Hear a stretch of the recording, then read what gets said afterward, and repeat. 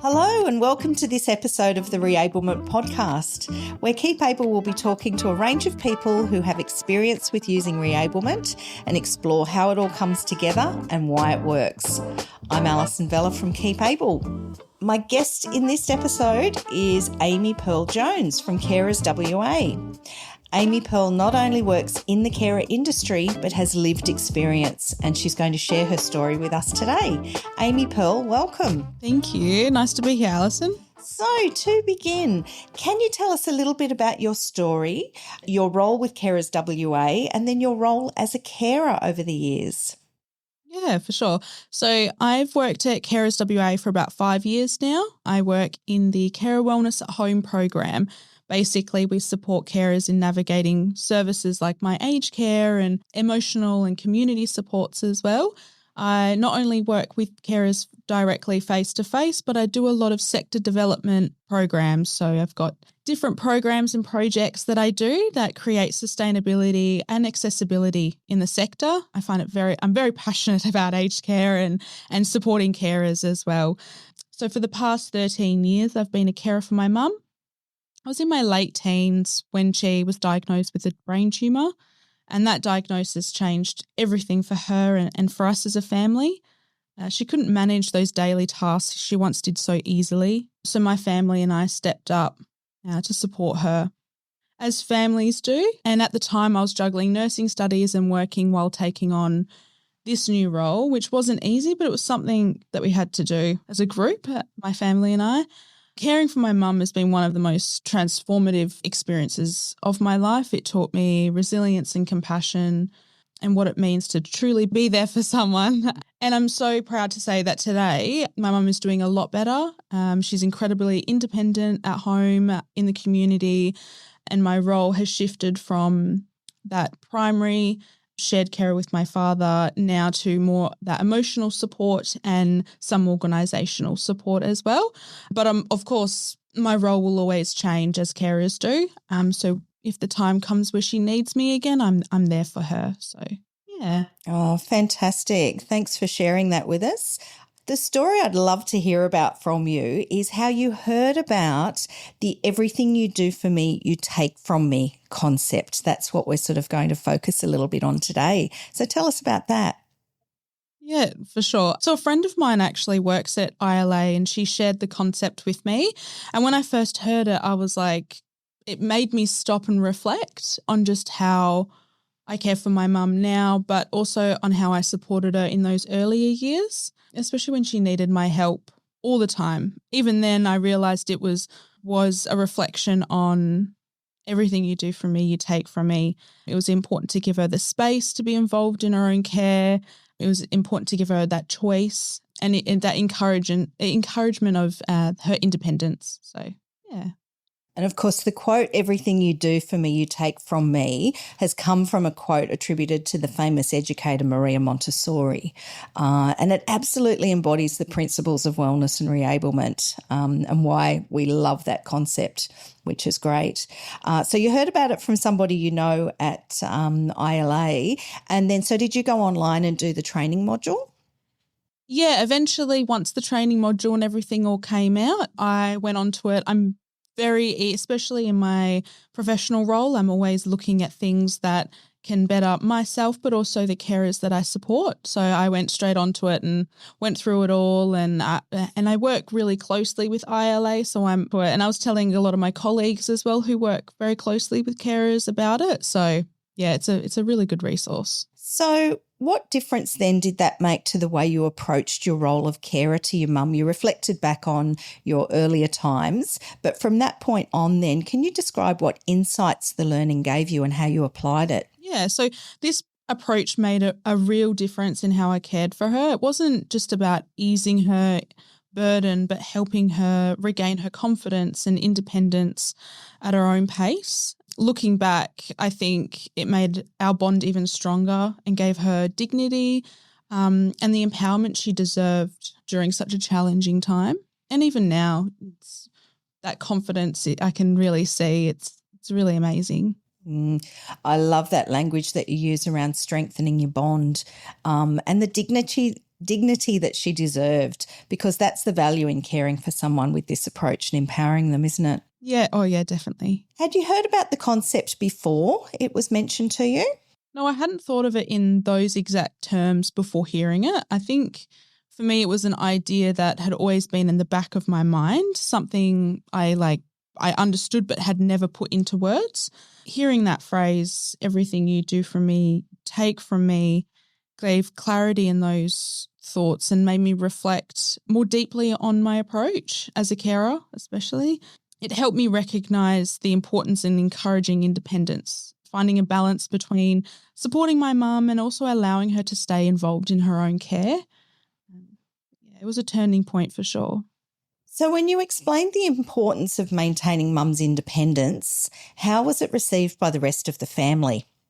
Look, when I explained the importance of maintaining mum's independence, it was actually received really well because the rest of the family was already naturally doing it. We're a very close-knit family. I was 19 when mum was first diagnosed, so I was still quite young and I have younger siblings. I have to say my dad did a lot of it as well, being the eldest of 5, so we're all still quite young. But my dad, I really have to take my hat off to him. He did so much and he's an incredible man. But it felt like more of a natural progression for us all rather than a big shift. It was that mindset around, okay, let's focus more on letting mum do her own things and independence and confidence building. She's a very resilient woman. I have to say that. She was very welcome to letting us give her that confidence and give her that space to do her own things. It sounds like, the little things make a big difference in the approach that you took, which is fantastic. How did you and your mum identify ways of doing tasks with her instead of for her through this process?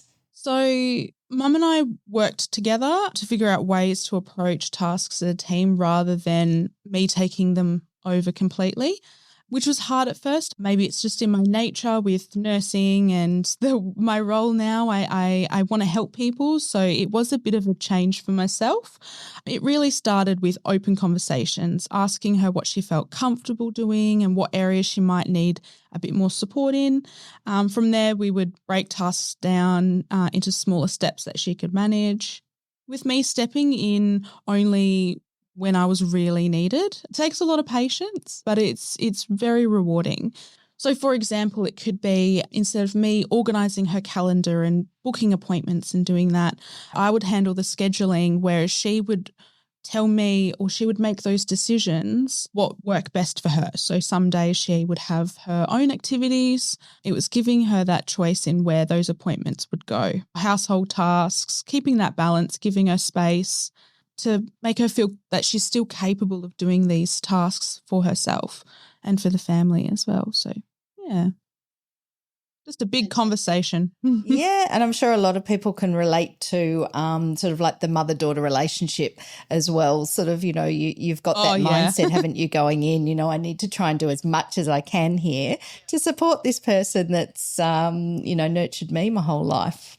Yeah, and being the eldest daughter as well, my younger siblings would call me bossy, but I would say I'm just very nurturing. I just want the best for everyone, and I think having that relationship of mother-daughter, this concept really helped that as well. Do you feel this is an approach anyone can use and people should consider using when working with older people they are caring for? Definitely. Everyone can use this concept. I believe a lot of people would already, like myself, were already doing it. It's putting that idea of doing things and putting it into an actual phrase. Everything you do for me, you take from me. I think it's that real switch in that mindset. But honestly, it takes a lot of patience, but it's very rewarding. Simple things like instead of doing the dishes completely, maybe have someone pack the dishwasher or unload the dishwasher, do little tasks that they can do. But it is just really having that open conversation and giving them that choice. Exactly. You've summed it up perfectly there, which is great, because workers in the care at home industry can often feel that asking a client to participate in tasks with them can feel a little bit uncomfortable. This is where the importance of that, having a really great conversation comes in, starting with, what parts of this are you able to do? And we can then work together on the task, keeping it uncomplicated. But yeah, starting the conversation, that's key, isn't it? Yeah, definitely. It's that starting point is that conversation. Yeah. So using activities that are familiar and meaningful to someone, it helps to engage them and achieve some really good outcomes. The small things, again, can make a big difference to someone. Have you noticed any significant changes in your mum's mood or motivation levels since providing that different approach? Absolutely. I've noticed a significantly positive change in my mum's mood and motivation since we adopted a more collaborative approach. She still has a lot of daily pain and discomfort, but where she does feel like she's having a good day, she's able to do those things. By focusing on tasks with her instead of doing it for her, it's clear she feels more in control of her life as well. Her confidence has grown significantly. I know when she was first diagnosed, it was really hard for her to get out in the community and join groups and do things, but now she has more of a social life than me. She goes to Tai Chi and she does sewing and she does all these incredible activities where now she's got that confidence to go out and meet new friends. I mean, she makes friends at the supermarket. She's just such an open, bubbly person, but I think giving her that choice and that confidence in her daily tasks really transformed the way she I guess lives daily. So, yeah, definitely. So that real collaborative approach gave her the chance to build back that confidence. For sure. Because a diagnosis like that, like we have no idea how that would affect you, but it's a huge impact. Considering the different benefits of tasks is really important because they've got benefits such as physical, cognitive, emotional, social benefits to the daily tasks that we each do every day, which we don't often think about. What would you consider an example of that was something you encouraged your mum to do with your support, but you could see that there would be benefits for her? I think from just at the top of my head, a situation where when we were younger, my mum's Greek, our whole life revolves around food. So when we were younger, she used to make the most elaborate big meals and everything. And she got sick, obviously. It was hard to stand up all the time. And it was something that she struggled with was the cooking side of things. She's always been a brilliant cook. And when I was younger, a lot of us siblings and my dad would take over and do all these meals. As she started to become a little bit more independent, I think the way we went around it was that being kids, being teenagers and stuff where I don't want to cook tonight, Mum, you do it kind of thing. And that gave her, I guess in a roundabout way, it gave her that confidence to cook again. And she still cooks the most, and now she's never stopped making amazing meals. It just takes her a little bit longer and she gets tired easy. And I've teenage brothers, they're the youngest boys, and it's giving them, in a way, it's a lesson for all of us really, because it gives them the independence to learn how to cook a spaghetti bolognese or something, or it's so when they move out of home, they're able to survive. And it was the same when I was younger. I learned how to cook meals because she would be teaching me on the side whilst I was doing it. But then we gave her that choice of, okay, Mum, do you want to do it tonight? Because we're teenagers. Yeah. Real gentle encouragement. I love that. Because as we know, even a task like cooking, sort of, you've got to make decisions. You've got to follow the instructions, or in her case, more likely, go back into the memory bank, what are my steps in making this? And cooking for the family is such an emotional benefit as well. So there's so many different ways that becomes an important task for somebody, and it really builds up their confidence and their well-being. Yeah, definitely. And having 5 kids is every single one of us wanted different meals. I was a vegetarian, so she had to cook vegetarian stuff. It's a lot. So it definitely gave her such a massive confidence boost to be able to do it on her own and have that fulfillment again. Would you recommend our e-learning module, Everything You Do For Me, You Take From Me, to other carers? I would definitely recommend the e-learning module to other carers. I guess the concept itself is so powerful because it challenges us to rethink the way we provide care. we all get the same 24 hours, but I think carers only get about 3 hours in a day. It's a lot. It's a lot of work. But I think empowering them to maintain their independence and dignity is such a valuable resource that we can provide as carers. So how was the whole process beneficial to you as well? It was beneficial to me because it taught me that being a carer is not just about doing, it's about empowering by encouraging my mum to do as much as she can by herself. I saw her grow stronger, more confident, and more in control of her own life.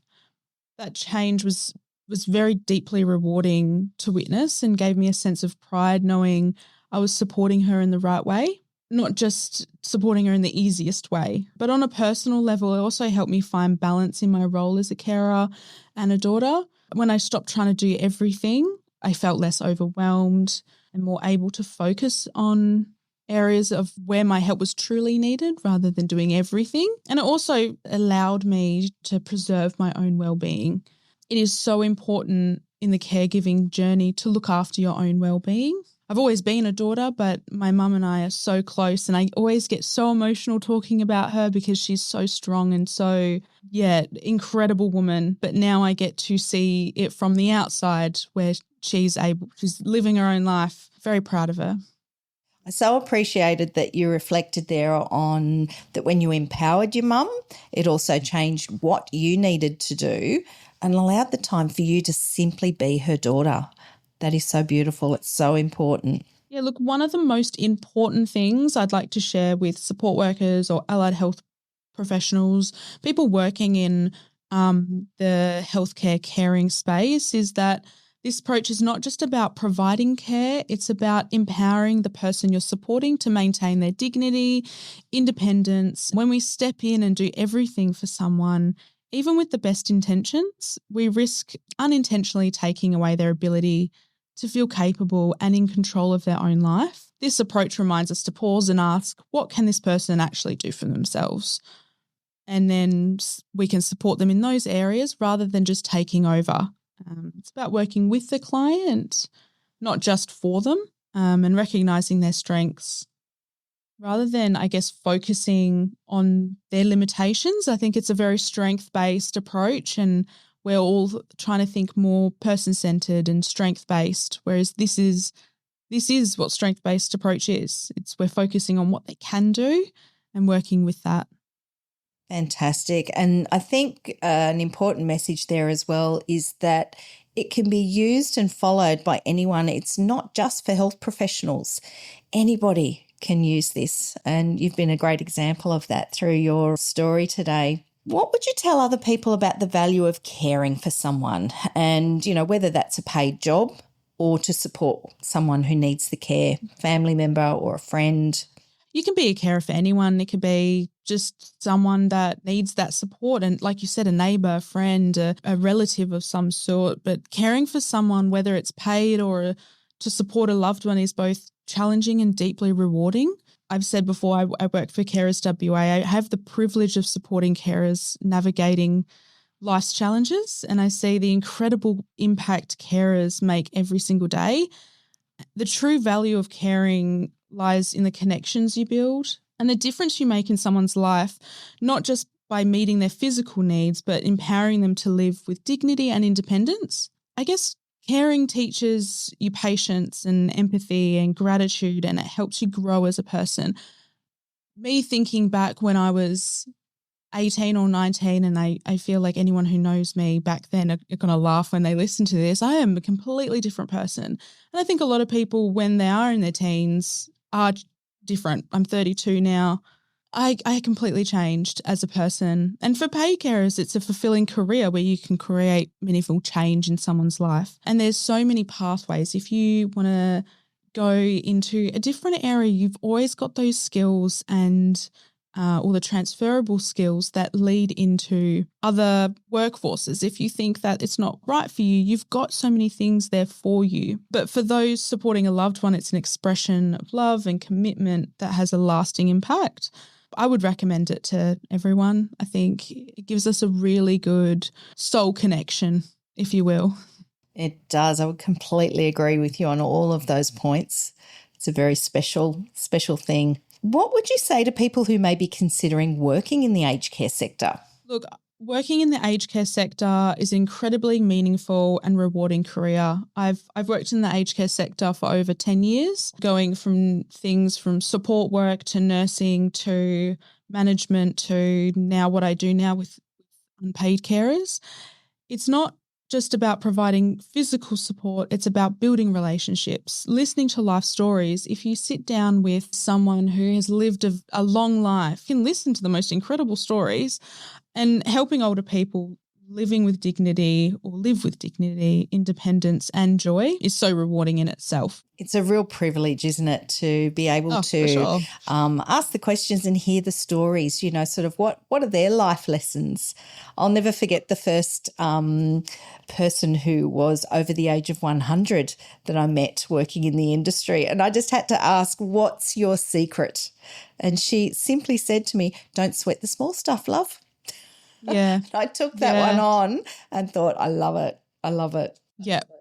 Yeah, I remember meeting my first client as a support worker when I was in my early 20s, and they were 104, and I was shocked. I was like, they've lived through wars. They've done so much with their life, and it's honestly incredible.